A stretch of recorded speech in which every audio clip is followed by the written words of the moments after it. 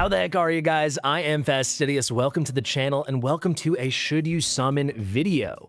We have a big banner going live tomorrow. This is going to be a special Invocation of Spirits 20x rate up on Numera and Valyria, as well as a special Divine Summoning 20x rate up on Numera and Valyria.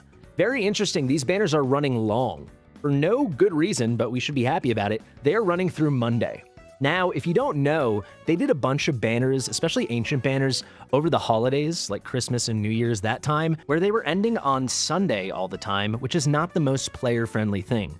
Now, why is that? If the banner runs until Monday, on Monday, when game reset happens, heading into Monday from Sunday, a bunch of players are going to get a bunch of new rewards and thus summons through the week ending, weekly rewards coming in, and then new weekly stuff starting, especially redeemable things with in-game currency in the shop. So having banners that run through Monday is always a big plus, and it's an extra big plus when it's a banner as appealing as this one to many players. Also, guys, really quick, if you are not yet subscribed, please subscribe to the channel and give this video a big thumbs up. Now, is this a must summon banner for everyone? Absolutely not. If you do not need Numera and her Awakenings, you should not be summoning just for Valyria. Valyria is very, very good, especially after her buff last week. But even with that being said, I do not think she's good enough still to be sought out on a banner. Numera is, and that's why we're getting Valyria out of the way so we can circle back to Numera. Now, if you have a newer account, if you're in the early game, mid game, heck, even the early part of the late game, Valyria is very appealing. She could be a phenomenal consolation prize. After the buff, she became a lot more relevant because she now has 2-tile range. So she does not have to tank alone, or you don't have to only use her in boss content, or in other PvE or PvP content, put her to the side or something. Now you can put her behind a tank or behind a tanky fighter, any defender fighter, whatever. Someone can be in front of her. That's extremely valuable. That extra tile goes a long way. They did beef up more in her kit, particularly the Awakenings. The A3 is ignoring 30% of the defense now instead of 20. That's really good. You can also get 15 extra stacks from the A5 instead of 12. You have a greater chance to accumulate the swords. It is all very, very good. She's an excellent progression unit with viability in the late game, and currently, I'd say very limited viability in the end game. The one place she absolutely shines, well, there are two places she shines a lot, even as you get deeper into the game. The one place she absolutely shines is going to be Gear Dungeon 2. She is phenomenal on the left-hand side with that vertical lane. She's also very good in single target arena. She's not meta there, but she's very good. But all in all, I would say she is a great unit, certainly an above average unit. Anyone would be happy to get her, but developed accounts should not be seeking her out currently on a banner. However, newer accounts can pull on this banner if they're going for Numera and be thrilled to get Valyria if they don't have her as a consolation prize, or honestly, be happy to get dupes because the Awakenings are very good. That's Valyria. Let's talk about the big star, obviously Numera.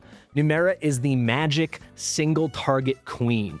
The poison comp is so dominant in so much content in Watcher of Realms, particularly boss content, which in my opinion is the most essential and important content. And in that content, she is in the poison comp and she is the superstar of the poison comp. Could you make a poison comp work without Nastia? Absolutely. Vixera, Vorn, and Numera, that's going to be tremendous. Is it as good as with Nastia? Of course not.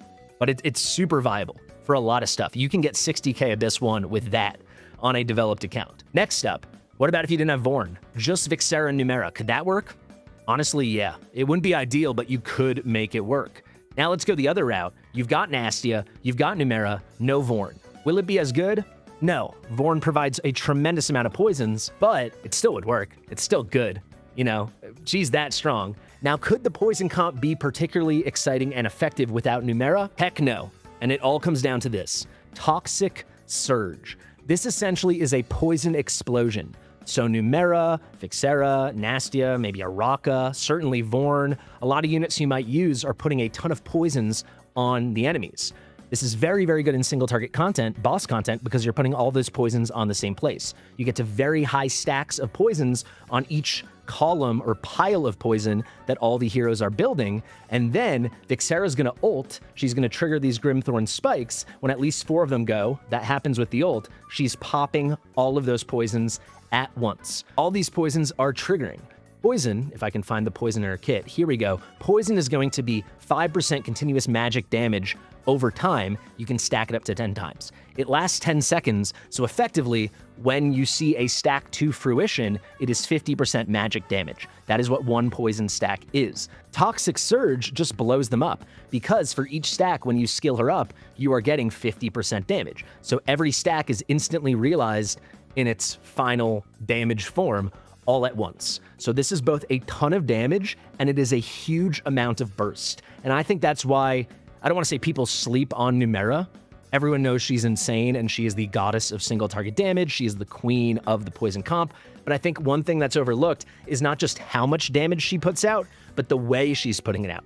Because it's a burst, it is so good when you need to kill something all at once. It is so good when you need to pop a shield, like an Abyss, and that's what makes her so next level. So if we go here to the Abyss 1 rankings, you're gonna see the poison comp everywhere, and you are going to see Numera everywhere. And more often than not, you're gonna see at least a 3 Numera. We'll go through the awakenings after we break this down. But if I scroll and I scroll, look how long it's gonna take for me to find the other top meta single target magic comp, which is Infernal. So far, we have not seen one. There we go. Number 27, shout out to Prometheus from OPDS. He has the highest score right now, today, in the world rankings for a player that is not using the poison comp. And he has an excellent, excellent version of the Infernal comp over here. A3 Phineas, A5 Cetrum, A2 Soul Cadens. He's doing a little tanky action with Ares. Very cool result. Very nice damage. I mean, let's look at this damage, actually. Let's look at the magic DPS in particular. About 150 million from Soul Cadens, 110 from Ingrid, 93.1 from Lord Phineas. Very interesting stuff. Now, if we look at Numera, it's going to be a whole different story. She's popping those poisons. She's second only to Kagiri on this top score in the world from Uncle. 120k blood is outrageous. Congratulations to Uncle. Look at that, almost 220 million, 218.3 million. Compare that to Nastia, who's doing similar damage to what Soul Cadens was doing. Same with Vorn, basically, a little bit less than Soul Cadens, and then a little bit more than a little bit less than Nastia. But Numera is the queen, and this doesn't even tell the whole story. So you look at this and you say, yes, I need her. That's amazing single target magic damage. However, she trivializes those shields during the magic phases, phase 2 and phase 4 in Abyss 1, in the craziest way possible. Now, there's more to this game than Abyss, but I do believe Abyss is the most important piece of content to max out in this game. If there's one thing you wanted to max out, it would be Abyss, because it's the best daily farm in the game, and she doesn't just deal a huge amount of damage, but when she deals that damage, takes her to a whole nother level. So Kagiri over here is the god of Abyss, regardless of type. However, even his burst, even his ability to chop down the shield in Abyss is nothing compared to Numera.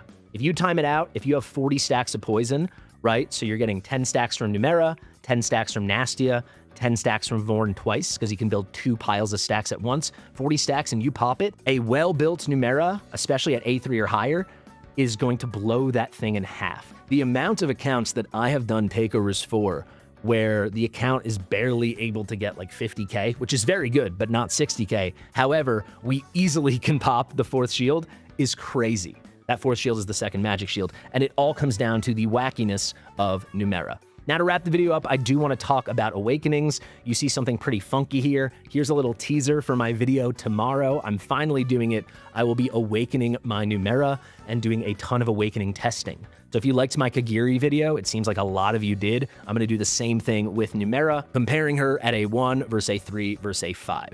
And you'll see the jump from A1 to A3 will be the most significant. It's pretty wacky. She is really functional, though, at A0 or A1. So the A1 is very good. It's definitely nice to have. There's one key thing that is essential, and then there's another key thing that is kind of negligible. Let's start with the negligible. That's the 2nd sentence here. Damage dealt by Grim, Thorn Spikes, and Toxic Surge guarantee a crit hit.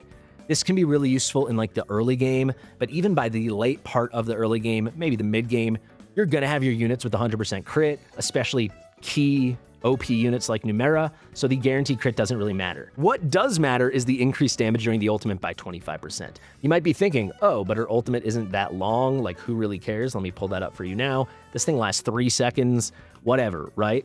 Well, no, because the ultimate is when the Grimthorn spikes come into effect. It's when the Toxic Surge is triggered, it is having her key damage boosted by 25%. Effectively in battle, you're going to see this as like a 20% boost, 18 to 20% boost, because it's going on top of all the other damage boosts in her kit. So, you know, things from set bonuses and lords and any other special effects, right? Artifacts, but it's still very significant. The craziness comes at A3 though, because at A3, she starts stacking enormous amounts of magic resistance reduction. Now in Abyss 1, this is very good. Outside of Abyss 1, this is even better. Guild Boss 1 in general has some of the lowest defense and magic resistance in the game, so magic resistance shred, which is essentially magic defense shred, and then normal physical defense shred is nice, but it's not as powerful as in content like Matrix or Semra, right? Or many other bosses and all PvP content, basically. However, this is such a powerful ignore of magic resistance that this shred still is going to benefit in things like Abyss and Guild Boss 1 in general. So you will see at A3, she now has a baseline of ignoring 20% magic resistance. However, every time she casts her ultimate, and she casts it a lot, she is going to get an extra 5% she can ignore. You can do that 5 times. So once she's casted her ultimate 5 times, she's now ignoring 45% of magic defense. She is shredding 45% magic resistance. That is crazy. A3 is the wackiness. That being said, you can see I've got A1 Numera. I have not used my extra copies yet. I've been waiting for this video, and I still got 60k, no problem. Never struggled with the magic shield at all, using Malric of all people in one of my comps as well, and that's with A1 Numera. So don't think you need A3, but boy, is it amazing. So the A3 is awesome. The A5, not a huge deal, right? It depends on the content. It is very nice.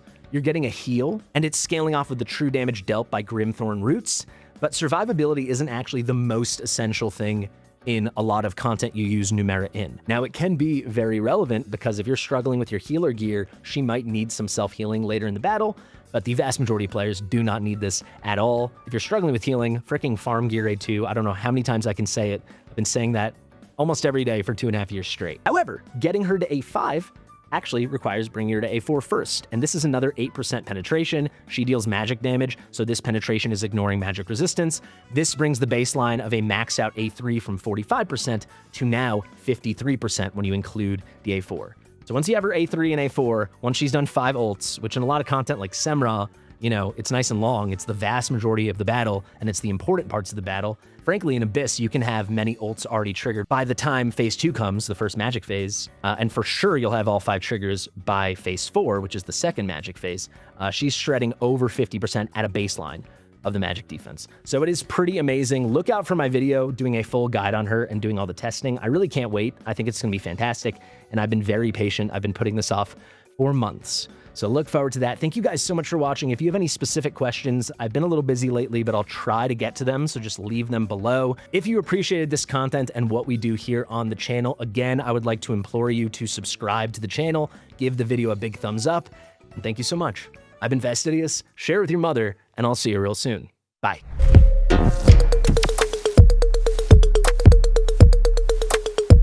Fastidious.